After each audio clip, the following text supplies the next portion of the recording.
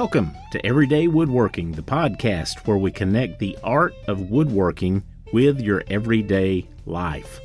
Whether you're a seasoned craftsman or just starting out, we've got you covered with tips, tricks, and insights to help you create something beautiful.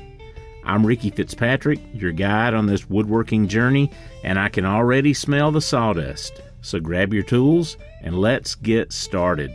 It's time for Everyday Woodworking.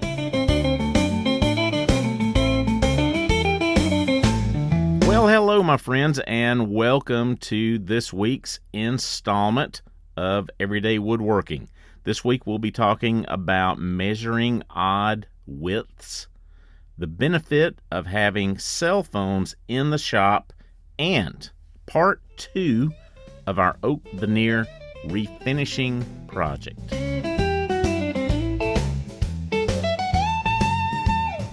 Our quick tip is measuring odd widths.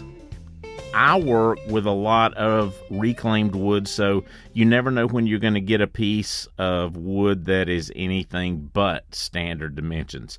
And when you get one of those odd pieces, it can be a little scary if you have to do something like maybe find the center of it. So let's say you've got a board that's, let's say 7 11/16 of an inch wide, and you need to rip it into 2 equal strips.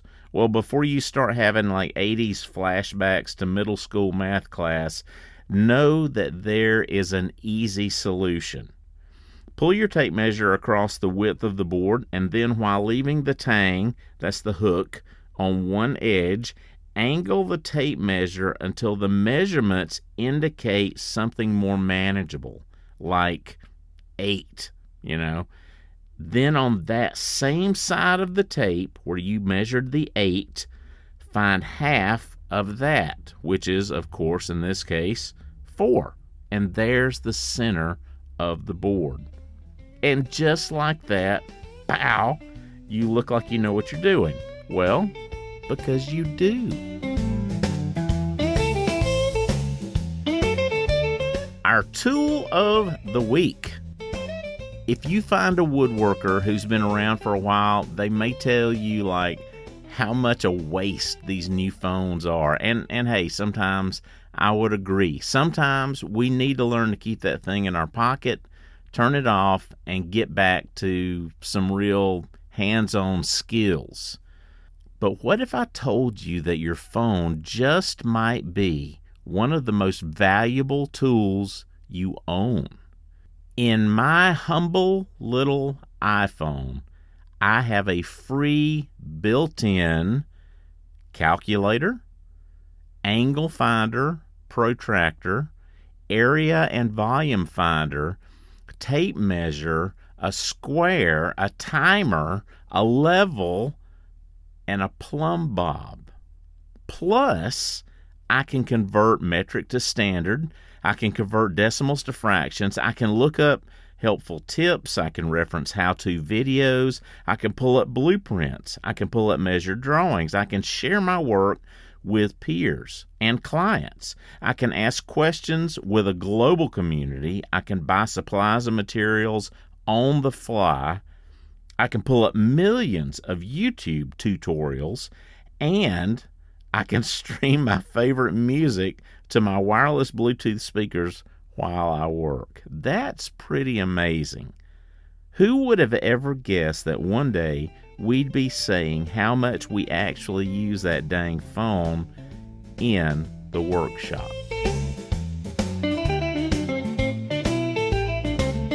Oak Veneer Refinishing Project Part 2.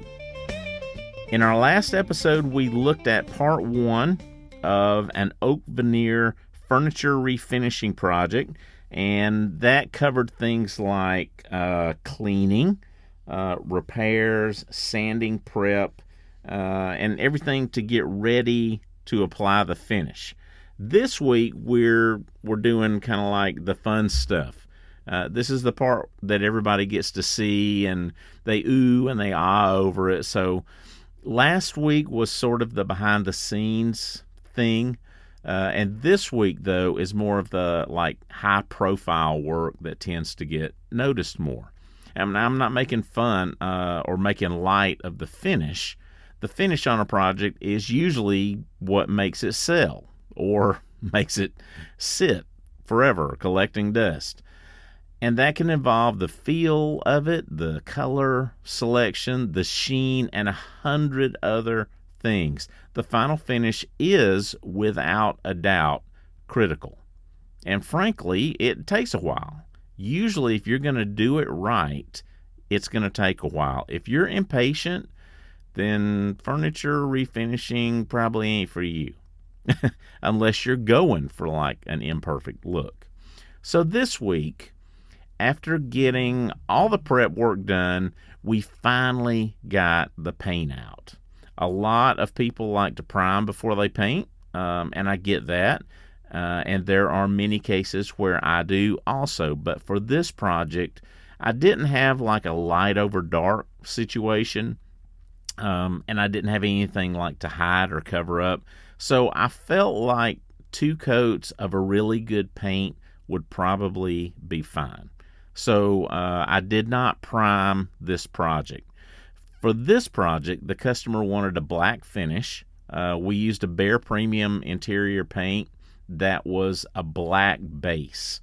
Now, to be honest, I thought this was going to be fine. Black is black, right? Wrong. In hindsight, I should have gotten the paint tinted black, but I did not know, so duh on me.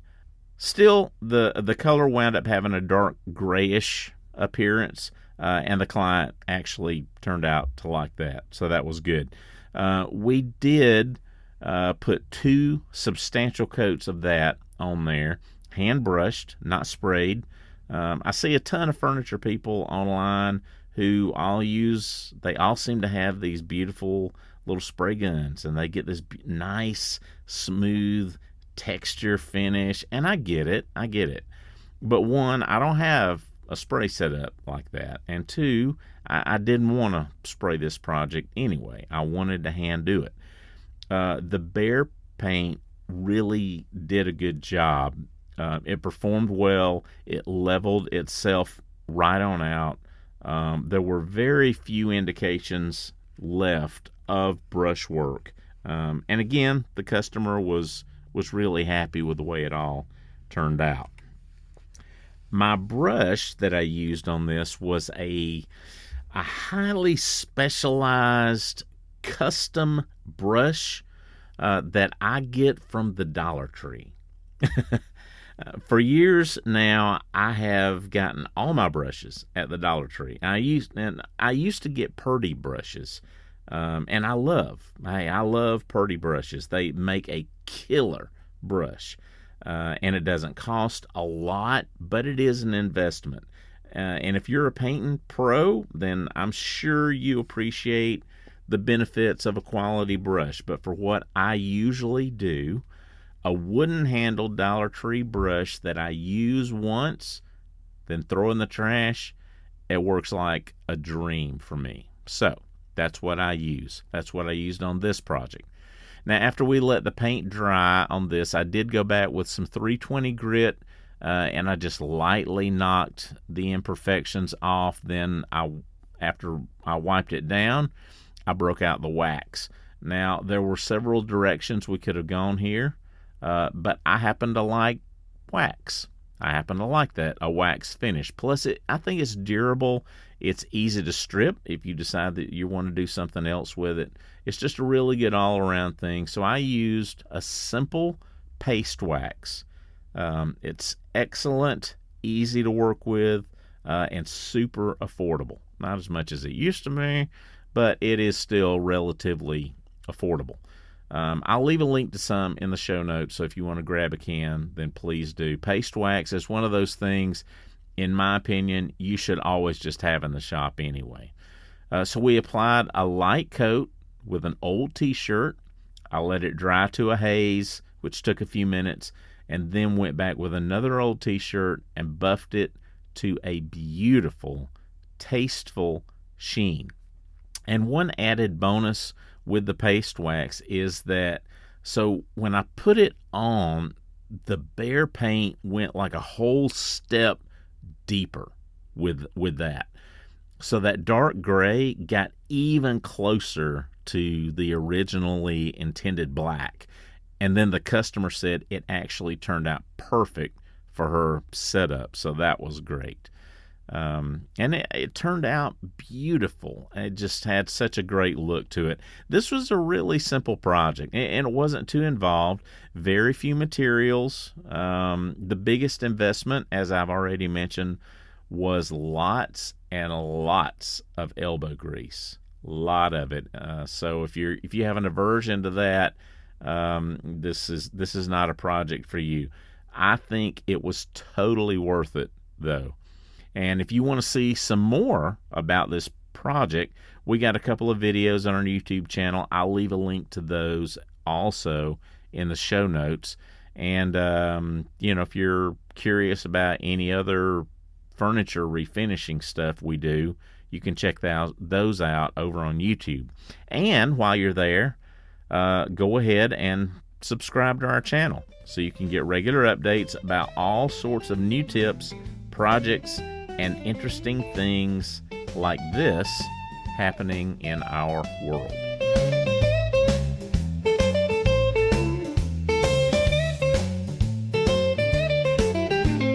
Hey, thanks a lot for joining us on this episode of Everyday Woodworking. I hope you found today's tips and insights helpful and inspiring. Remember, you can find all the episode details, show notes, tons of downloadable project plans, all at our website at avfga.com. And as I mentioned, we would love to have you as a part of our woodworking family over at our Apple Valley Farm YouTube channel, and I'll leave a link to that so you can get to it easily. If you enjoyed the show, please subscribe, leave a review, and share it with your fellow woodworking enthusiasts. It helps us so much. Until next time, keep your tools sharp and the sawdust flying. This is Ricky Fitzpatrick signing off till next time, right here on Everyday Woodworking.